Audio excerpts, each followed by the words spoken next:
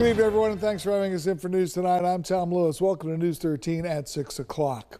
In November, we told you about Walton County's plans to implement a new managed beach vendor program.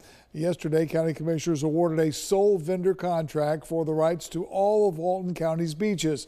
As News 13's Maggie McGuigan tells us, the county's decision will put an estimated 20 or more local business vendors out of business.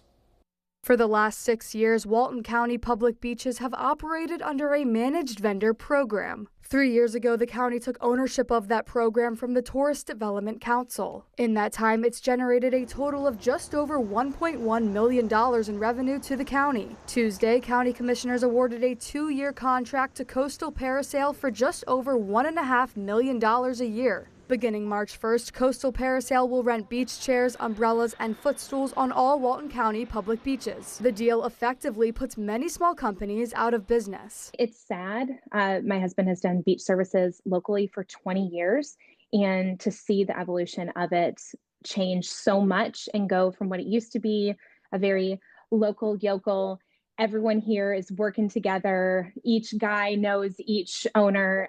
Everyone just really busting their butts from March 1st to the end of October, all for the same goal to kind of be kicked. For the last 5 years, many of these businesses have operated as the South Walton Beach Service Association. But the county's bid process prevented the association from placing a bid as a group. The reason we did not put a bid in is due to the rules and language around the subcontract or the subcontracting.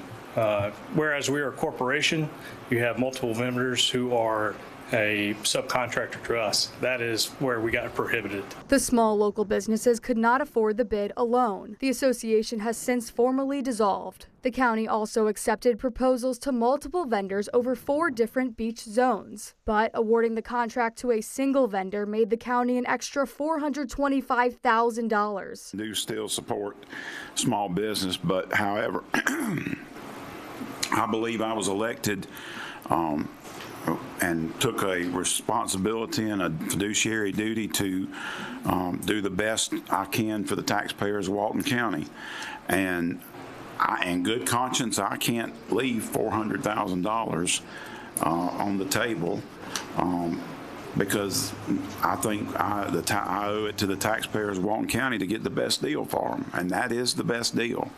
And I hate it, but that's the way it is. Commissioners voted 4-1 to award the bid to Coastal. Tony Anderson cast the only dissenting vote. This is Coastal's first time participating in Walton County's beach vendor program. I find it to be an insult to the local vendors that have put in the sweat, the time, the money, obeying all the rules that have been set forth on us since we've been in business. I've been on these beaches since the early 80s.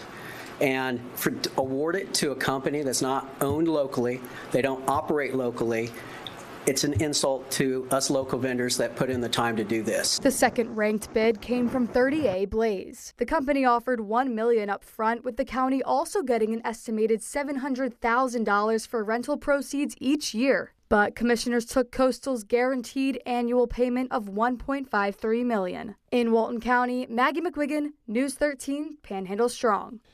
The Walton County Commissioners will approve the contract January the 28th. Coastal Parasail will not conduct parasailing rentals and plans to hire local employees. To see the full list of impacted beach access locations, you can visit our website, mypanhandle.com.